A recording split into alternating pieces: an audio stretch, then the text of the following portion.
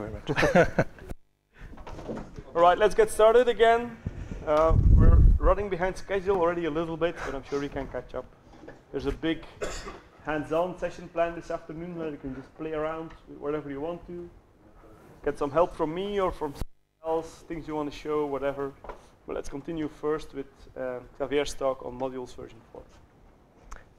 Thanks a lot, Kenneth, and thanks also, John, for this invitation. I'm very pleased to be here today to talk you about environment modules, because yes, this project is not yet dead. So first of all, my name is Xavier Delaruelle. I work at CEA since about 10 years. I was hired as a system administrator, but 2 years ago I moved to a more managing position. I'm now handling the operations of one of our computing centers. I'm also involved in the PRACE project. PRACE is a European project to federate a pan-European infrastructure to award computing awards to our European scientists. And within this project, I more work on a way to federate the user environment across all the PRACE computing sites. More recently, in July of last year, I got the key for the environment modules project from the previous project manager, Erka Owen. Just to describe you what is CEA, because I think you do not know, CEA is a large research institute in France. It stands for French Alternative Energies and Atomic Energy Commission, and it plays in various research fields. And through these different fields, there is a big need in computing resources. So there is also a big investment at CEA on this computing and storage stuff to provide for the institute all the resources needed. So we have a significant investment in this research area. And to be brief, we operate 2 large facilities. One which is dedicated to our defense-related program, which is named Terra. And we have also another computing center named TGCC.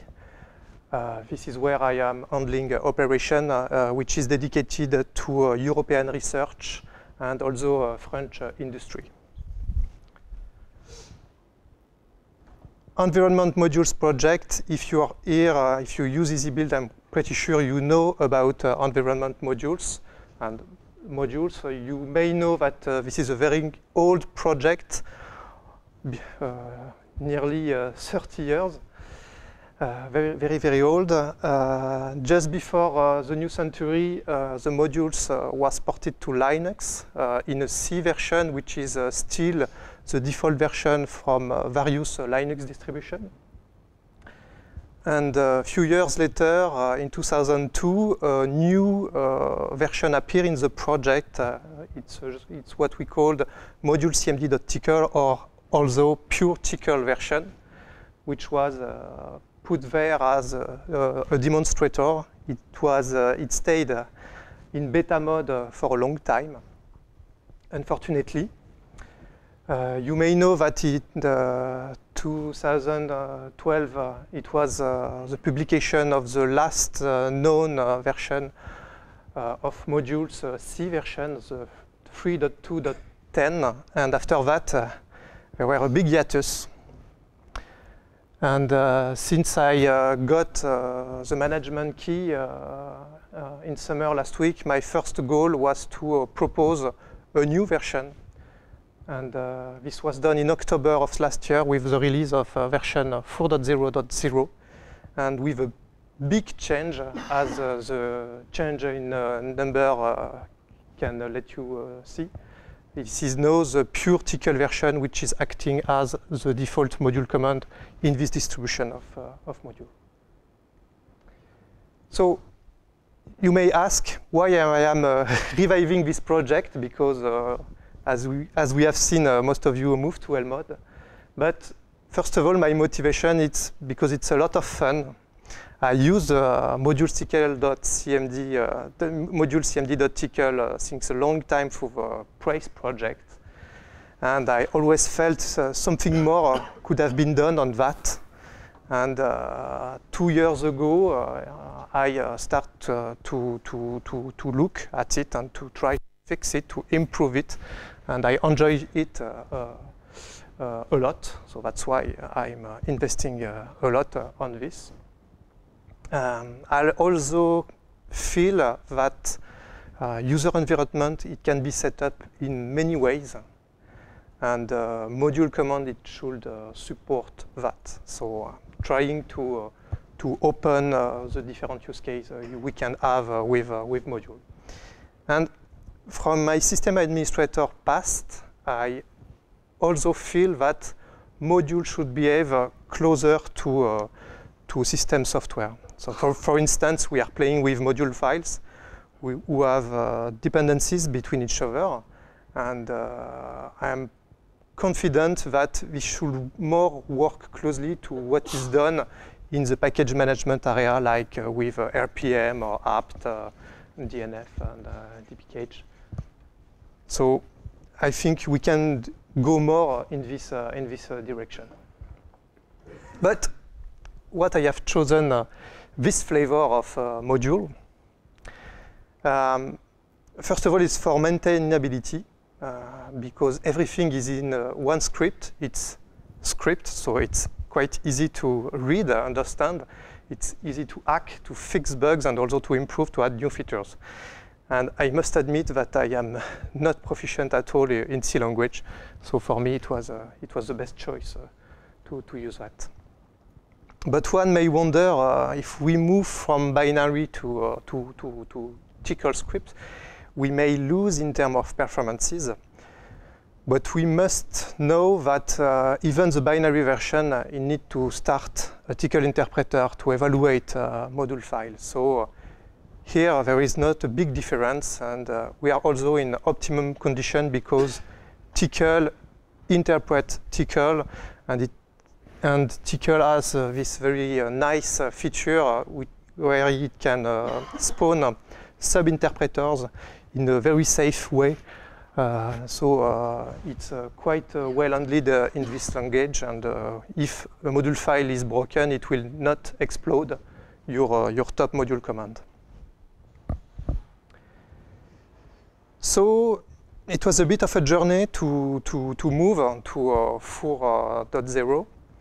I have read a lot of stuff on the various posts, also on the EasyBuild mailing list, where pretty bad issues were spotted on the C version.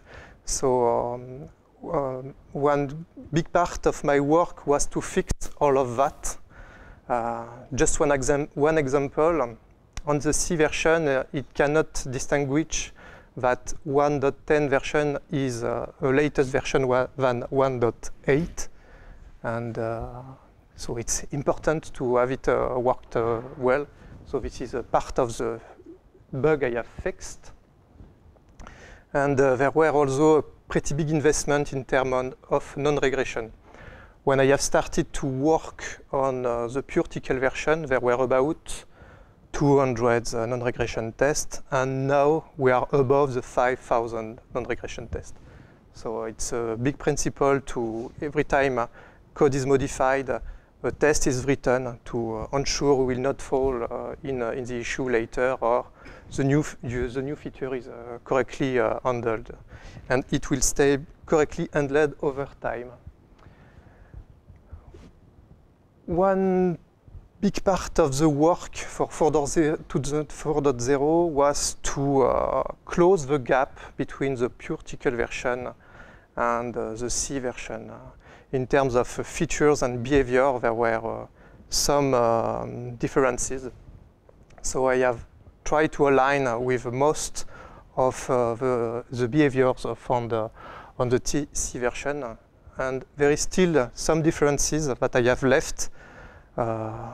First, because I thought some features were not interesting anymore, or others because I think better behaviors are done on the pure Tcl part than on the traditional C version. But nevertheless, all of these differences, they are correctly described in the documentation.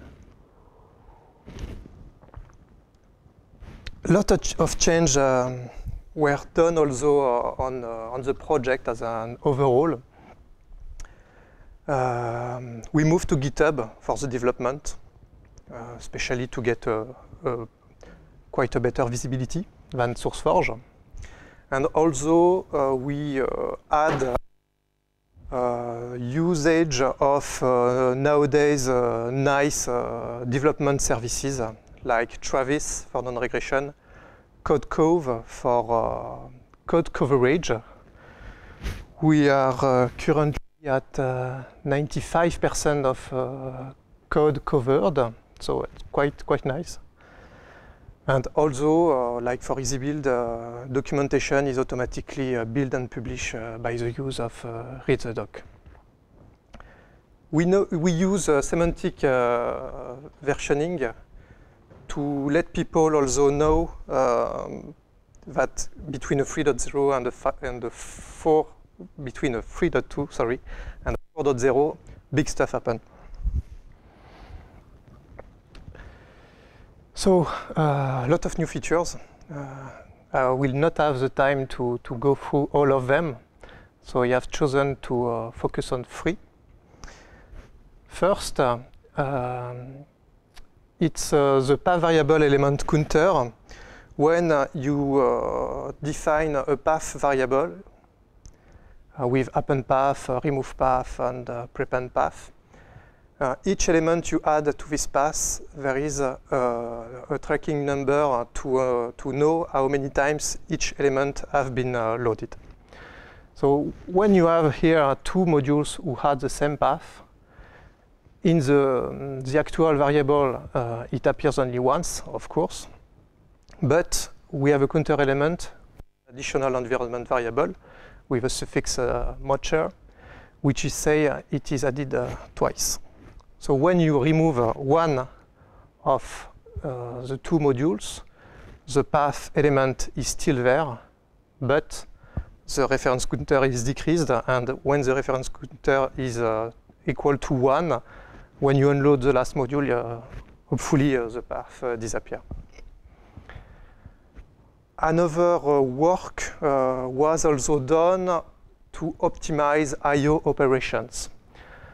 The complete code to walk through the module path was rewritten, and by doing so, we achieve a big improvement. We can, for instance, if we take a version 3.2 and a version 4.0, see that approximately the number of I/O calls have been divided by 2. So this is especially true for the open, read, stat, and close call. It was not done in a pretty good way, I have to admit, in the C version, so it's quite easy to do better. But however, we can see a bit of rise of IOCTL, LSTAT, and FCNTL call. This is due to the Tcl interpreter, which is doing a lot of things when you just want to open a file. But there is some stuff that can be done by doing our own extension to check the content of a module file. So it's quite easy to fix by adding a Tcl extension. Still on this topic of optimized I/O, a lot of work has been done to be able to reuse the same Tcl interpreter to interpret multiple module files. For instance, when you do a module avail or when you do a module what is, you need to evaluate multiple module files in a row. And traditional approach is to start a new subinterpreter each time, but it's a lot of it costs a lot because you need to spawn some kind of subprocess. So we have worked on a solution to sanitize the interpreter between each evaluation to avoid some declaration of a variable or a procedure to spread through through the different evaluation. And by doing so, we get significant improvement. You can really feel it when you do, for instance, a module what is through a few hundreds of module files. So we can see it, that the number of I/O calls have been seriously decreased. New capabilities. This is my last focus on 4.0, is the ability to source module file. We all know to load module files. When you load a module file, the content of the file is evaluated, and then it appears loaded in the loaded module list. By sourcing module file with the source module command, you are evaluating the module file, but it does not appear loaded. It's pretty interesting, especially when you want to initialize your environment with a Tcl script. It is more, in fact, a script file than a module file, but it reacts to the full module file syntax. So it's pretty interesting when you you log in the system and you do an initial module setup for your users. And it can leverage a totally new way to set up users' environment. You may know about the DIR-env project, which gives the ability, when you switch to a directory, to change the environment when you arrive in this directory. And we can also have, by sourcing and unsourcing module file, the exact same approach. Say, for instance, you want to work on your project in my work dir. At the root of this project, you may have a dir-rc file.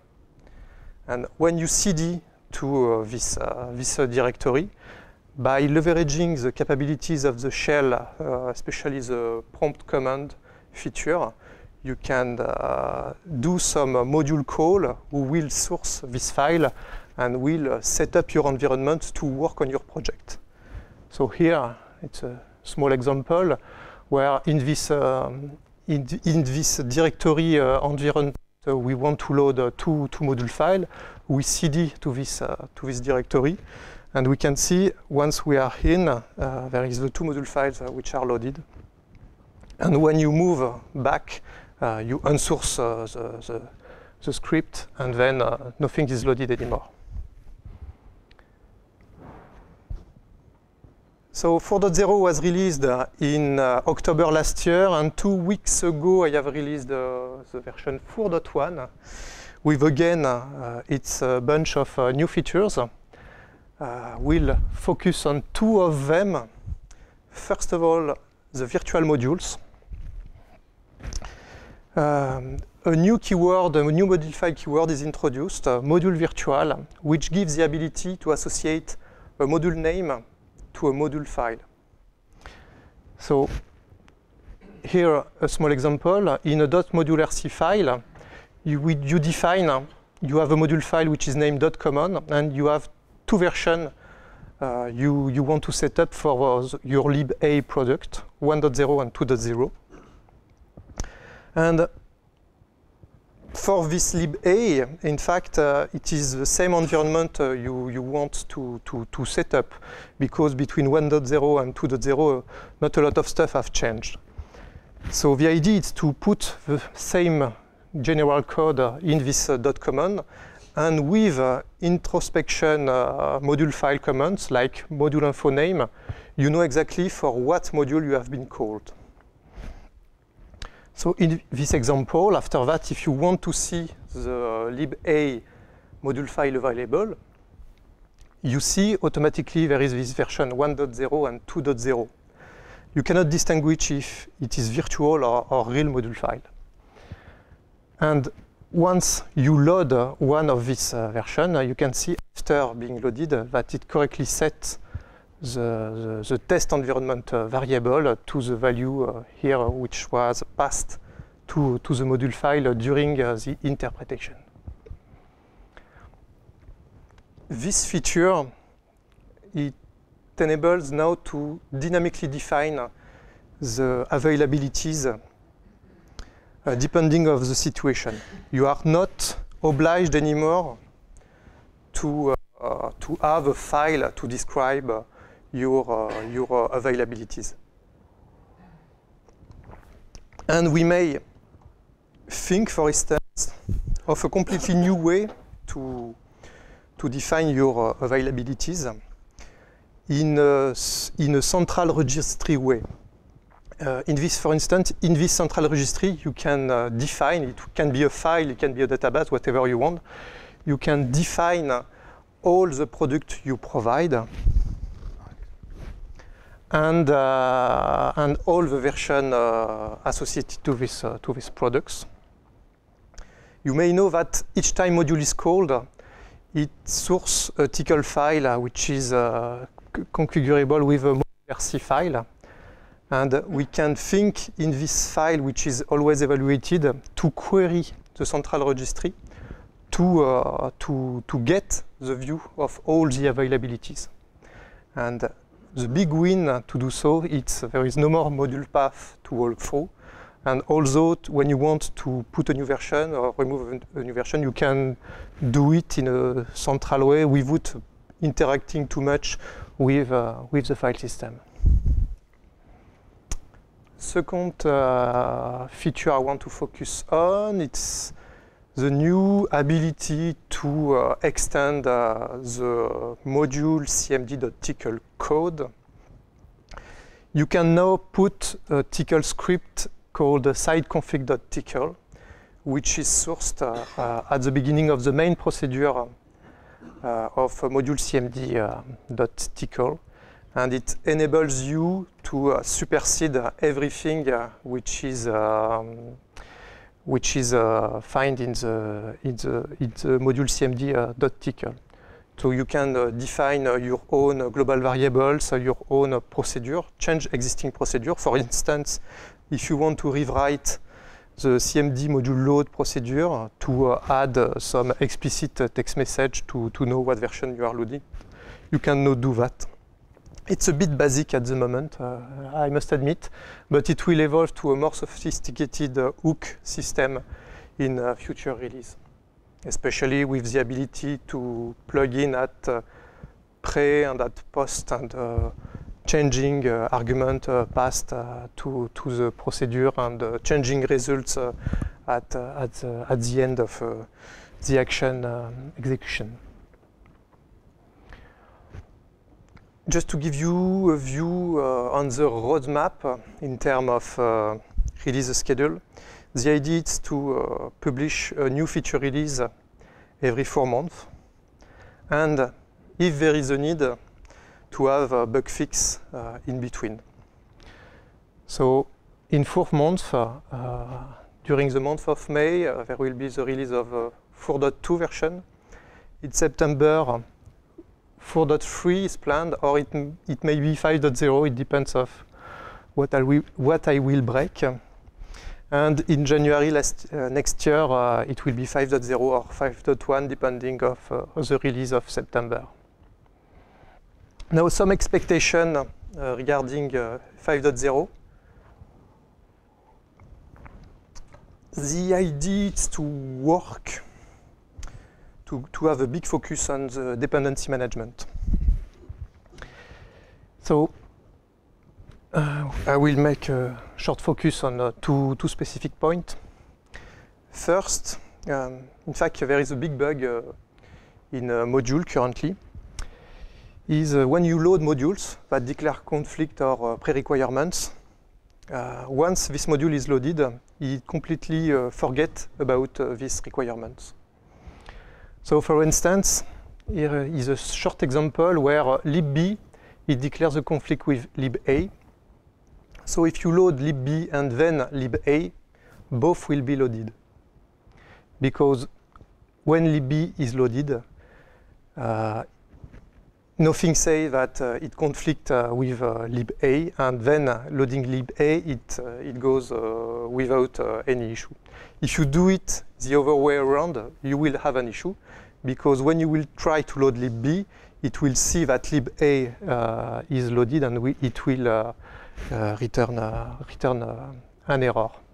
So the idea is to also load. Yes, Kenneth? Will you have the same problem if you first do module load lib B and then in a separate command module load lib A? Yeah. Okay. And it's So it depends on order. yeah, because it completely forgets about the requirements once it's loaded. And I think it's the case in a lot of modules implementation. So the idea is to also load the requirements when you load the module by using a specific environment variable, lm conflict and lm prereq. Here, this is an example on the conflict, but you have the same with the prereq stuff. And with this variable, it will be possible to say, hey, you cannot load lib A because lib B is loaded. And I have registered that there is a conflict with you, lib A. So this is the basis to then work on a more sophisticated dependency system.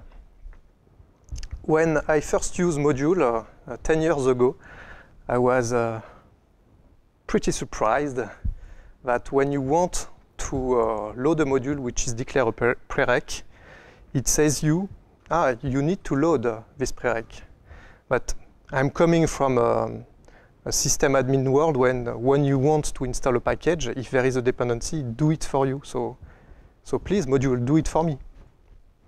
So the idea is to work to avoid these unnecessary manual intervention. So if I want my app, which depends of lib_b, it will load lib_b for me, and then load app.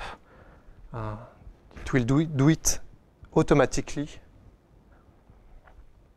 So the idea is to be closer to what we can find with package management tools. Yes? This is fundamentally changing what prereq does, right? This is what load is for. Yeah. Then if you make this load the prereq, there is no difference. There is no real difference anymore. But with this, because if you load in a module, you do not explicitly state a requirement. By doing so with prereq, we also target specific behavior when afterward, if you want to change one of the prereq, as the prereq is registered in the environment, we will be able to, for instance, if you want to change the version of the library, it will reload automatically the module file which declare a requirement on this library to be able for them to trigger a reconfiguration of what they want to do in terms of variables, path, and stuff like that. So right now, it's just a way to annoy users, prereq, and you want to change it so it becomes a smarter load. Exactly. I always thought that prereq was there to annoy users. Sorry. No. That's how I understood it, but yeah. in your view, that's a bug. How does it generate? Now it does load. Okay. It's easy to make it do, or support to make it do prereqs as well. For me, now it only does load.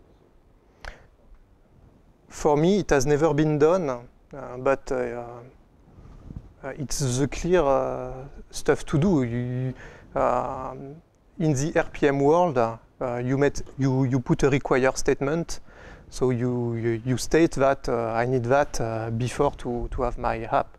So for me, prereq is the exact same thing. Yes. I think currently it just requires more. I think currently it just requires more lines of code. So if I remember, so we switched to Elmont some time ago, but when we were still using environment modules, we had a lot of statements like if not loaded a specific dependency and the version, then load it. And if the dependency was already loaded but with a different version, then do a module switch. And then it said prereq. So if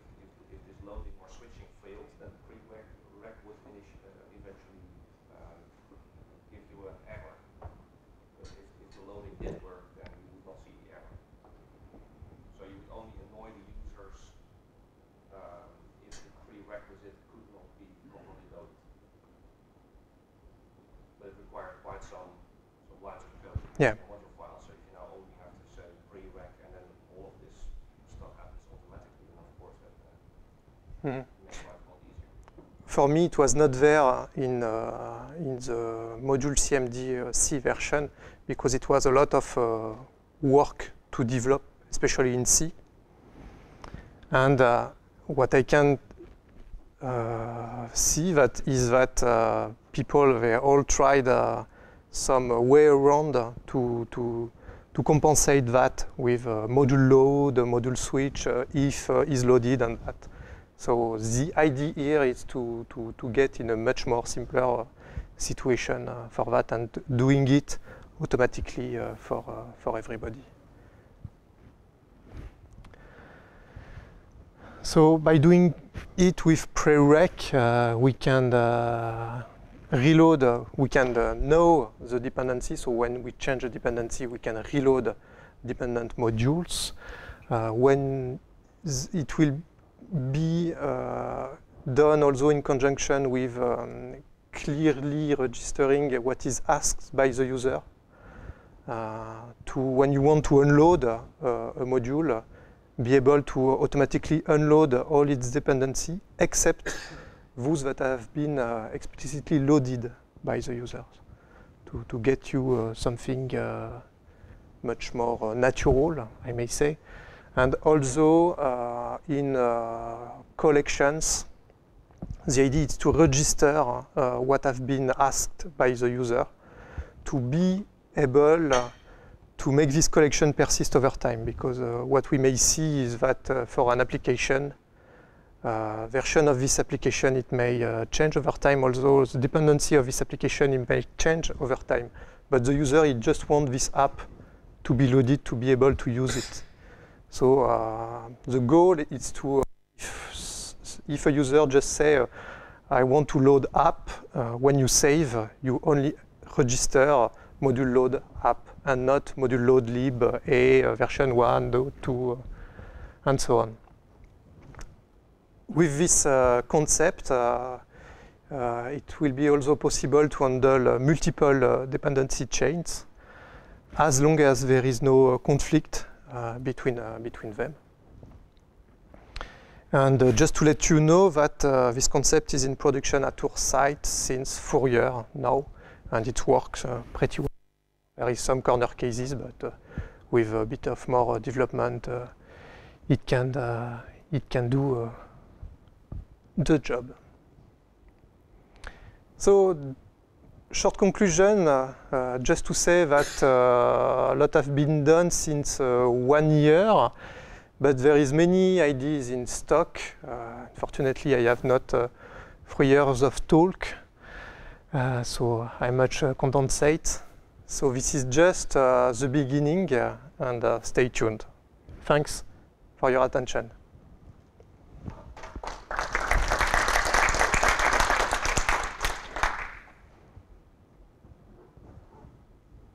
Any questions? So something you didn't really cover is how you relate yourself to LMOD. Many people have picked up LMOD basically because the environment modules was dormant. I don't want to say dead, but dormant for a long time. Mm-hmm. And LMOD was already better, I think, at that point when it was pretty much non-active, and gradually became better over time. Mm-hmm.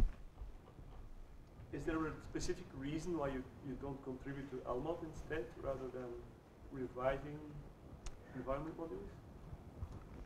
Two aspects. For me, it's a lot of fun to handle this, and I don't know Lua. So I have learned Tcl, so now I'm a bit more proficient in Tcl. And what's very funny, I think, is you may know there is a lot of active environment module implementation, and of course, LMOD is the nowadays standard, especially in supercomputing area. But every time a new version, a new implementation appears, it was its developer was not proficient in the previous language. So, for instance, you have P modules in Bash because the guy who do it, he better know Bash than Tcl or Lua. Robert, when he started, it clearly stated that I don't know Tcl and I'm learning Lua, so it's better. Yeah, I see that a lot of people hate Tcl. I think they do not like curly braces. And for PyMod, a new implementation in Python, it's the same stuff. I know Python, I don't know Tcl or Lua or C. So that's it. And I have Lmod, when it appeared in 2008, it was a really good announcement because a lot of people were waiting for something more. And I have working on it. I have not working developing, but I have tried to use it. And at our site, we do not only handle software with modules. We handle a lot of configuration. And the one name rule for us, it's killing almost our environment from working. So that's why I think we can propose something else. Yeah, so some of the core concepts of Lmod basically don't fit what you need. And then Yes. rather than starting something from scratch in whatever language is hip nowadays, you just want to revive what's already. Yeah, exactly. Especially that this implementation in Tcl, everything was here. Although a lot of bugs, of course, but it does the job in a few number of lines. So I've always thought it was a good starting point to improve something. It was not my idea to redo it from scratch. What's your, let's say, long-term vision or hope for the new models? Do you hope it will ever replace Lmod? Is that a goal, or? No, frankly, no. Or you just see it as an alternative that people can go for if it fits? From what I have seen during last year, is it's not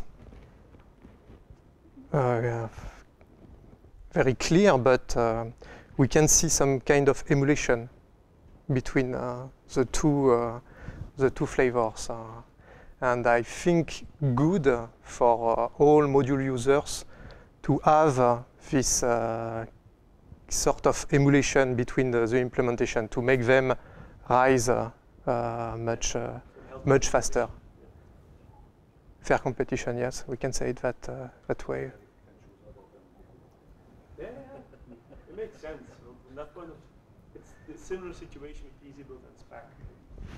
Both tools kind of do the same thing, but in different ways, and depending on your use case. As long as you're talking to each other, not fighting. Yes. All right. Any more questions? Questions? What is happening? I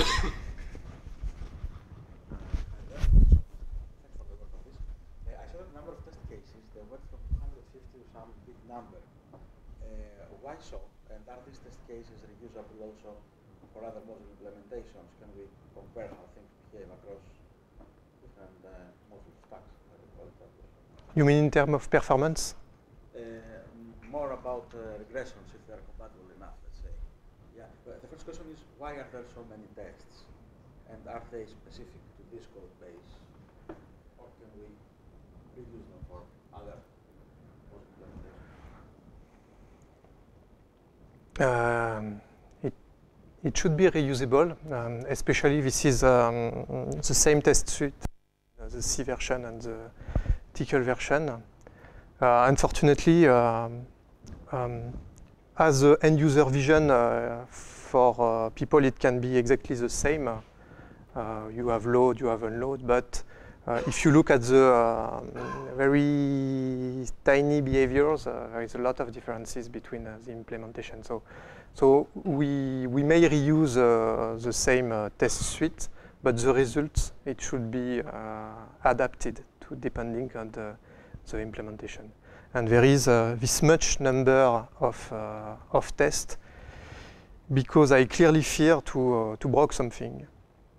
And for me, it's to put my mind at ease to have all these tests, because I know that if I add a new feature, if the other tests still pass, it's kind of good.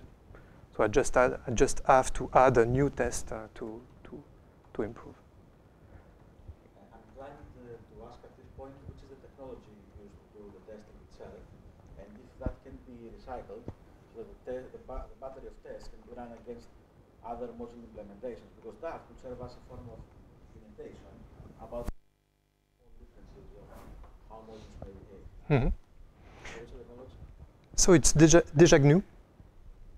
So it's the non-regression test framework from the GNU project. So it's quite modular. For instance, you have to declare maybe if you want to implement that for another module implementation, a different way to call the module CMD, and then because the tests, there are module load, various module commands, and then you check the results for many shell, the many shell supported, and you just compare std out and stdr. It's quite standard. So with a bit of work, it can be reused. Yes, of course.